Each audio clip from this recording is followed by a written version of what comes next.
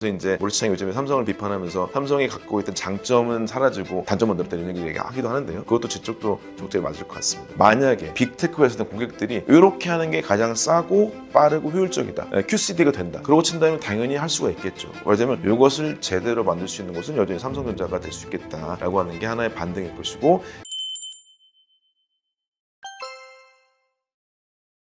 기사에서 나와서 이제 30조 프로젝트라는 얘기가 있었습니다. 이것들은 조금 새롭거나 혹은 의아하거나 되게 놀라우실 수도 있겠지만, 이 삼성전자가 업계에서 유일하게 차별화가 되는 점이라고 볼 수 있을 것 같습니다. 삼성전자는 말하자면 메모리 시스템 반도체 두 개를 만들 수 있는 유일한 회사인 것이고요. 물론 그것이 굉장히 잘했다면 최고의 회사가 됐을 것입니다. 그렇지만 이제 기본적으로 최고 회사라고 하는 것이 협력적 회사가 됐었으면 더 좋았을 것이라가 있을 것입니다. 30조 프로젝트가 뭐냐면 P5, 그러니까 평택이라고 하는 곳에서 공장을 짓는데, P5가 평택의 5번째 단지라는 것입니다. 근데 여기서 글로벌리 최초로 메모리 반도체와 시스템 반도체를 한꺼번에 만들 수 있는 형태로서 팹을 짓는다는 얘기인 건데요. 거기에 들어가는 건설 비용이 30조 원이 됩니다. 엄청나죠? 내 월급이 얼마인데? 이런 생각도 드실 텐데요. 30조 원을 통해서 거대한 형태의 매출을 만들어야 합니다. 왜냐하면 우리가 이제 최강자라고 얘기하는 TSMC는 시스템 반도체 생산에 집중하고 있습니다. TSMC가 약간 아픈 손가락 혹은 여전히 어렵다고 생각하는 게, 메모리 반도체를 시작하려고 뱅가드라고 하는 회사를 2000년 초반에 샀다가 결국 메모리 실패를 했습니다. 그래가지고 그때쯤에 막 이건희 회장이랑 모리시창이 만나고, 이건희 회장 아시고 모리시창은 TSMC 창업자죠. 대체 메모리 어떻게 하는 거냐 이런 것들을 듣기도 했었습니다. 그래서 이제 모리시창이 요즘에 삼성을 비판하면서 삼성이 갖고 있던 장점은 사라지고 단점만 늘었다 이런 얘기 하기도 하는데요. 그것도 저쪽도 적절히 맞을 것 같습니다. 그렇지만 여전히 TSMC는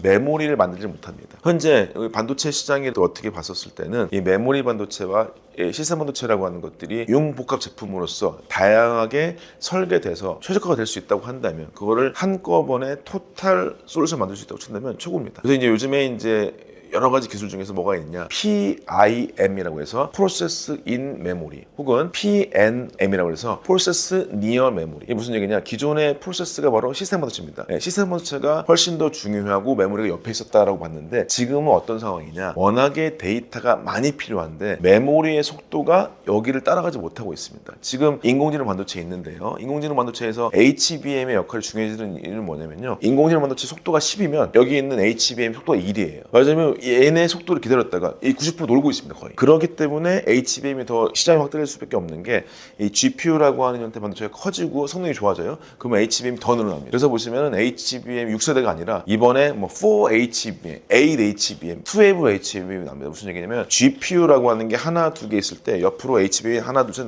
계속 깔려요. 가면 갈수록 HBM이 늘어나요. 이게 무슨 얘기냐면, 이렇게 형태로서 메모리 반도체의 속도가, 메모리 월이라고 합니다. 메모리 벽이죠. 메모리가 늦다, 메모리가 많이 필요하다. 그러면은 메모리 있고 조그만 형태의 CPU만 있어도 되겠죠. 이렇게 해서 메모리 안에 CPU가 바로 프로세스 인 메모리입니다. 메모리 안에 CPU. 이런 것들은 당연히 메모리 회사인 한국에서 하려고 하겠죠. 다른 나라들은 별로 안 좋아합니다. 이런 것들 설계 해결은 있어야겠지만, 만약에 빅테크 회사든 고객들이 이렇게 하는 게 가장 싸고 빠르고 효율적이다, QCD가 된다, 그러고 친다면 당연히 할 수가 있겠죠. 왜냐하면 이것을 제대로 만들 수 있는 곳은 여전히 삼성전자가 될 수 있겠다라고 하는 게 하나의 반등일 것이고, 잘 된다면이 필요합니다. 이런 것들을 통해서 이제 30조 프로젝트가 가능성을 염두에 봐야겠지만, 여전히 필요한 것들이 있습니다. 그래서 저는 이제 이 책에서 얘기했지만, 우리가 이제 5년을 내다보고 있는데 3년 안에 이 반도체 파운드리 수요를 잡는 것을 분명히 진행을 해야 된다라고 하는 걸 한 다음에, 메모리 경쟁력 두 가지 높인 다음에 그것에 융복합 제품 같은 것들을 통해서 또 다른 형태의 새로운 반도체를 만들 수 있도록 해서 한국만이 할 수 있는 반도체가 분명히 있기 때문에, 그런 것들의 교두보가 된다고 말씀드릴 수 있겠습니다.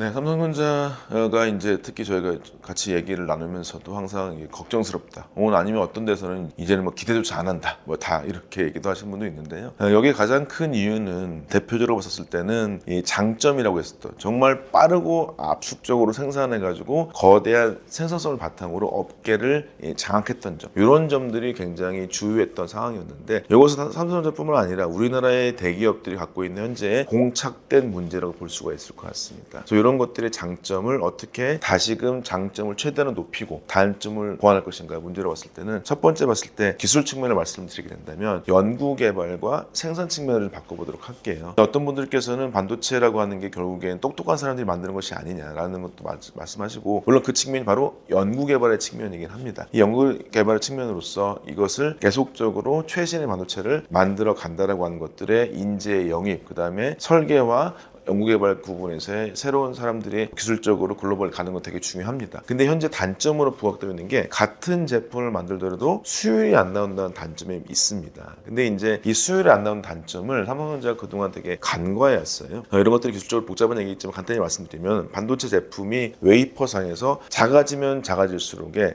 조그만 이 칩 하나가 있습니다. 칩 하나에 디펙이 딱 떨어져서 불량이 있습니다. 이런 거 떨어졌을 때 이 불량이라고 하는 디펙을 잘 잡지 못하면 작은 칩이 계속 죽어나가겠죠. 말하자면 생산이라고 해서 웨이퍼에서 칩 하나가 구동된 거는 연구개발이라고 하는 것은 될 수 있다.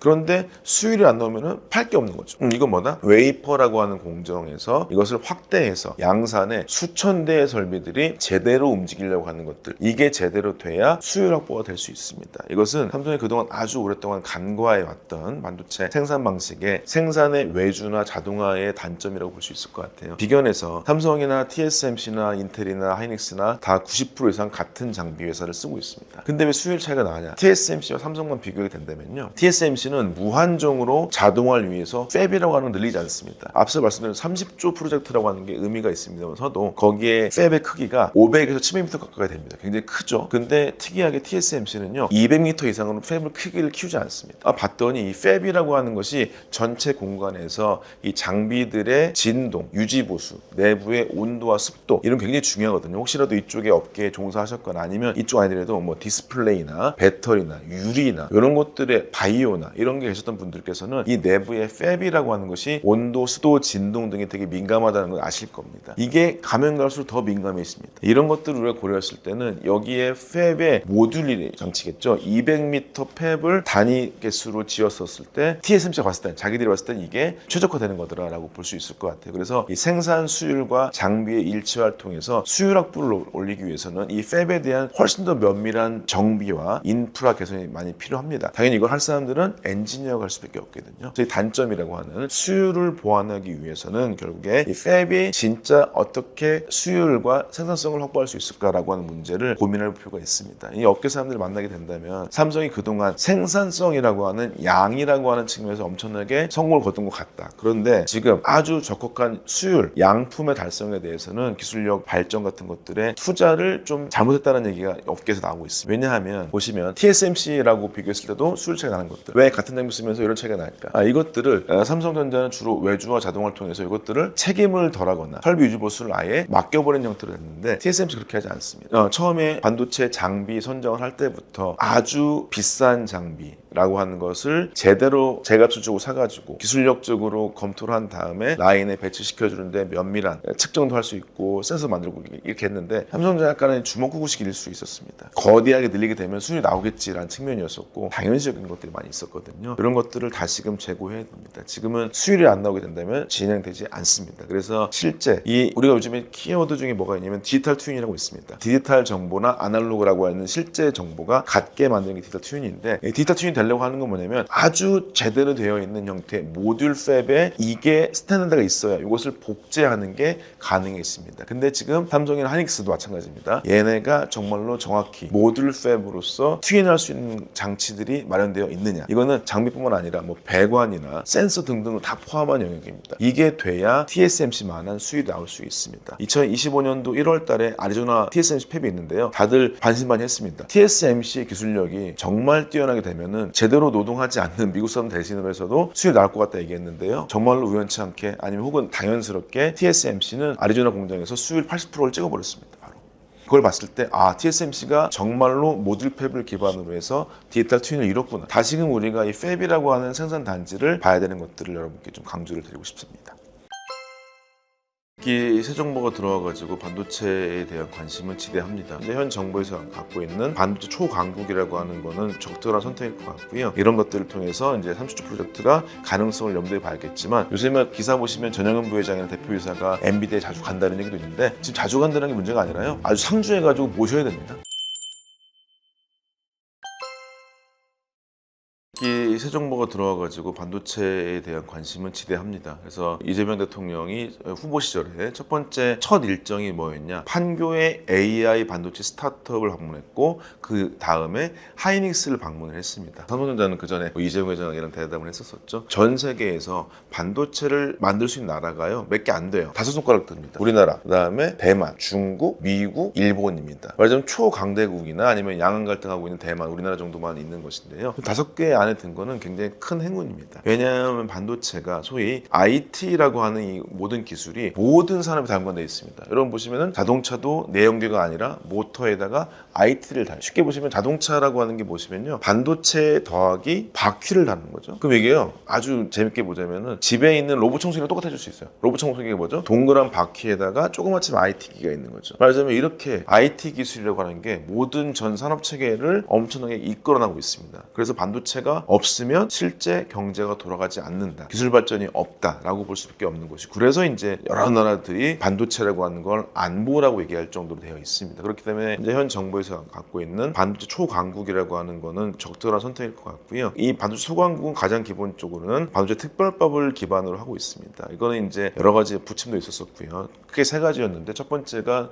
무엇이냐, 반도체 회사들한테 세제 혜택이 아니라 지원금이라고 하는 걸 주는 것입니다. 세제 혜택은 뭐냐면, 우리가 돈을 10조 투자했어요. 그러면 거기다 깎아드릴게인 겁니다. 지원금은 뭐냐면 진짜 돈을 드릴게인 겁니다. 근데 여기서 조금 이제 생각해야 될 것이고, 이재명 정부에서도 생각하고 있는 건 뭐가 있냐, 반도체가 바로 생태계가 필요하다는 것을 강조하고 있습니다. 저도 이 책에서 얘기하고 있는데요, 기술과 리더십과 생태계 확보가 필요하다라고 되어 있습니다. 생태계는 무엇이냐, 실제로 저도 삼성에서 일을 했지만 삼성이나 SK하이닉스가 지원금이 없다고 이익이 안 나오는 건 아닙니다. 그러기 이 생태계 확충을 위해서는 삼성전자 하이닉스만한 소재 부품 장비사를 키울 정도, 아니면 이런 것들이 같이 할 수 있는 설계회사를 키울 정도, 이런 것들이 되게 되면은 우리 일자리가 엄청나게 늘어나는 것이고요, 선택지도 높아지고, 그 다음에 글로벌 협력 체계를 갖출 수 있는 게 됩니다. 무슨 얘기냐면, 설계회사, 우리나라 설계회사가 꼭 삼성만 쓸 필요 없잖아요. 우리나라 설계회사가 TSMC 써도 됩니다. 근데 우리나라 장비회사가 이번에 한미반도체 같은 경우도 중국으로 이제 납품을 했었는데, 어떤 분들도 되게 반대하시던데, 우리나라가 그 정도의 글로벌 경쟁을 갖춰서 개방하는 게 나은 것이지 폐쇄하는 건 적절하지는 않습니다. 그래서 이렇게 서플라이 체인을, 생태계를 구성하기 위해서 다양한 형태의 지원금이 있다는 게 첫 번째이시고요.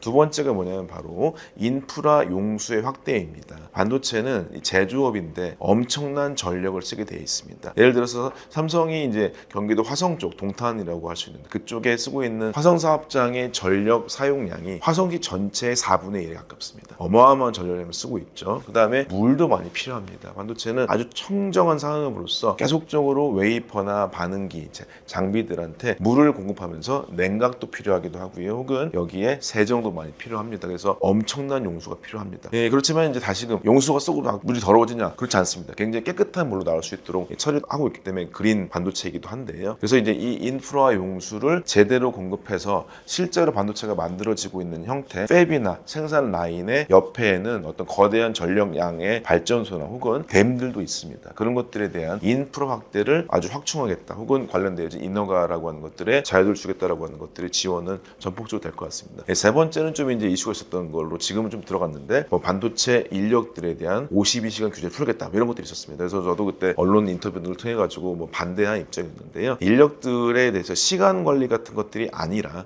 실제 좋은 요건에서 창의성 있게 혹은 숙련되게 일자리들을 요청하는 것들은 더 많지 않을까 싶기도 하고, 이런 것들은 이제 변형돼서 바로 인력 양성 쪽의 측면으로서 집중할 필요 있겠습니다. 현재 업계에서 2030년까지 업계 인력이 아마도 30만 4천 명 정도까지 필요하다고 얘기하거든요. 근데 현재 양성 기준을 봤을 때 약 7만 명 이상이 모자라고 있습니다. 그렇다면 그 양성을 어떻게 할 것이냐의 문제겠죠. 여기서 뭐 계속적으로 주니어 대학생을 뽑는다고 하는 것도 있겠지만 계속적으로 시니어 레벨들이 있습니다. 이 시니어 레벨들의 고용 같은 것들이나 지식의 전달, 이 숙련도 같은 것들의 어떤 지식의 아카이빙 등을 통해서 기술력을 한천으로 높이고 이 사람들이 유출되지 않게, 그래서 시니어와 주니어들이 모두 다 기술적 성장, 기술에 대한 전수 같은 것들을 통해서 이 기술들이 어디 안 나가고 한국 내에서 엄청나게 계속적으로 활용될 수 있도록 하는 걸 도와주는 것들도 정부의 역할을 생각됩니다. 결론적으로 봤을 때 돈을 준다, 인프라를 준다. 세 번째가 사람을 공급한다. 딱 세 가지 되겠죠. 우리가 모든 기업은 필요한 게 뭐겠습니까? 자연 자원이 필요하다.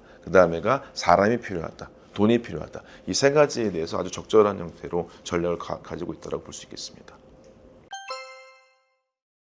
네, 삼성전자가 이제 어떤 면에서 주식시장에서 거의 양치기 손이 된 형태가 돼 있습니다. 그 다음에 이제 수많은 애널리스트 분들이나 어떤 면에서는 이제 실제 주식을 오랫동안 하신 분들도 삼성전자가 이런 적이 없었지, 혹은 소위 이제 V자 반등 자체가 아니라 V자가 없이 조금의 위기에서 바로 치고 나가서 거대한 이익을 만들었던 삼성전자가 왜 이러나라고 하는 걱정을 하시는 분도 많이 있을 것입니다. 어떤 분께서는 이제 삼성전자 쳐다보지 않는다라는 분도 많이 있기도 하고요. 그 다음에 이제 주가로 보자면은 작년에 88,000원까지 됐다가 지금 6만 원이 겨우 넘었을 정도인데, 지금 뭐 하이닉스가 목표 주가가 30만 원 넘는 거 대비했을 때는 지금 어마어마한 큰 차이기도 합니다. 과연 여기서 어떻게 할 수 있을까? 저는 이제 당장 3분기 반등은 없다고 생각합니다. 쉽지 않다. 다양한 기사들에서 뭐 말씀드렸다시피 칩넷이 있기 때문에 가능할 것이다. 뭐 HBM, AMD 받았으니 가능할 것이다. 이렇게 어떤 면에서 장밋빛 전망을 하시는데 저는 그렇게 쉽지 않다고 봅니다. 일단은 기본적으로 이 승인 이후에 매출의 증대라고 하는 것들이 당장에 발생되지 않을 것이고요. 그 다음에 지금 됐던 칩넷 기술이나 AMD 승인들은 업계 내에서 가장 큰 헤게모니를 쥔 건 아닙니다. 말하자면 하이닉스가 같이 하고 있는 엔비디아가 된 건 아니란 말이겠죠. 그래서 이런 것들이 단기적으로 봤었을 때라기보다는 가장 중요한 건 올해 말 정도 엔비디아의 승인과 납품이 이어질 것이냐, 그 다음에 HBM3E 말고 그 다음 단계 6세대라고 할 수 있는 HBM4라고 하는 게 승인이나 될 수 있느냐, 이런 것도 새로운 기술로서 어떤 면에서 서비스 마인드가 있어야 됩니다. 이게 무슨 얘기냐, 요새 기사 보시면 전영은 부회장이나 대표이사가 엔비디아에 자주 간다는 얘기도 있는데, 지금 자주 간다는 게 문제가 아니라요, 아주 상주해가지고 모셔야 됩니다. 갑이라는 일보다는